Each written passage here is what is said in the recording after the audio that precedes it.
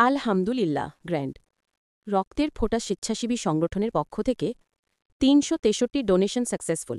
আসুন নিজে রক্ত দেই, অন্যকে রক্ত দিতে উৎসাহিত করি। রক্তদাতার নাম মোহাম্মদ রিয়াদ। ডোনেট সংখ্যা দ্বিতীয়তম। রক্তের গ্রুপ হচ্ছে ও পজিটিভ। রোগীর সমস্যা ছিল বাচ্চা প্রসবের পর রক্তশূন্যতা। রেফারেন্স ছিল মোহাম্মদ হামিদুল ইসলাম মিলন। রক্তদানের তারিখ ছিল ১৯/৯/২০২৫। রক্তদানের সময় ছিল রাত ৮টা ১০ মিনিট।